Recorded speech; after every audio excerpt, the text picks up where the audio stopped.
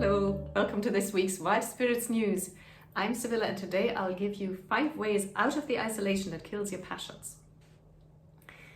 When I was still in Ireland, I was the co-initiator of a small arts and crafts market once a month. And our intention in creating that market was to give people a platform to, first of all, to show off what they did and make some money with it, but also to create a bit of a community. And it was a roaring success. The first months, there were hardly any visitors, hardly anyone who bought anything. But it was still a success because everybody told us afterwards, this was so amazing, I haven't sold anything, I haven't made any money, but meeting all these people was so incredible. They were visibly buzzing. And they all said they'd come back next month, and they did. And then the thing started growing and obviously got successful in financial ways as well. But the most important thing was this contact, the sharing something with other people, especially of people who usually are crafters or artists who usually work in a very isolated way on their own. Passions need lifeblood, and that lifeblood is community and is on other humans. So your mission today is to learn 5 ways to find that community, to ways out of this isolation that will kill your passion. Task number 1 is learn how isolation kills your passions. Ask any member of, say, a football team or a theatre ensemble, or even people who play multiplayer games online. I'm a gamer, I can attest to this. I've played several multiplayer games in my life.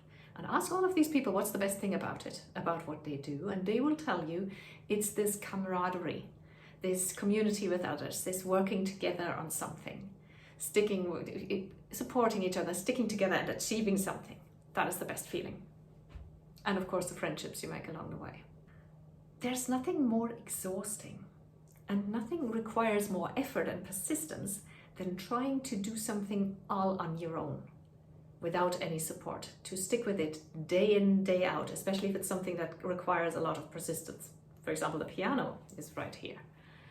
It's really hard to kick yourself all the time, to keep at it persistently, and especially if you have a lot on your plate and you need to carve out time for it, then it becomes almost impossible, and it's almost certain that after a while you just give up and drop it. You need to realize that you don't have to do it all by yourself. Task number 2 is 5 ways to find community.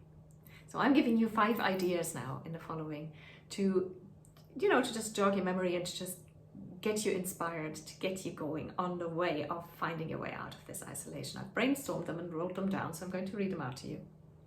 Number 1 is look for a local group. You can look around, you can Google it, even local groups often advertise, or on Facebook or something. So find something like if it's around writing and reading, there are writers clubs, and for reading it's book clubs. There are crafting circles, all these kinds of small communities and clubs. Find out if there is something in your area and join that. Look for a course or a workshop or a masterclass. Now this is something that might be maybe weekly, a course over some months or something, or a workshop which is a weekend workshop, or a masterclass somewhere, because these are places where you find people who share your own passion and where you can make a lot of new friends that understand exactly what you're talking about because they share your passion. Visit an event or a gathering or a fair, like some kind of gathering, some kind of con that, sometimes they're not in your own country, you might have to travel a little bit for this, but usually it's worth it because you meet a lot of people that are a lot of like-minded people, and can be a huge inspiration all by itself, even if you do only that once a year or so. Then social media and also online forums. Forums are a bit old-fashioned by now, but there are still some that exist. Social media and online forums can provide a community, and there are forums and social media groups like a Facebook group or something, or another social media, Reddit and all that, on almost every subject and passion. Literally everything exists. With my piano, for example, I found an online forum that still exists, so like a slightly more old-fashioned version, but that has been such an inspiration for me and has kept me going through difficulties.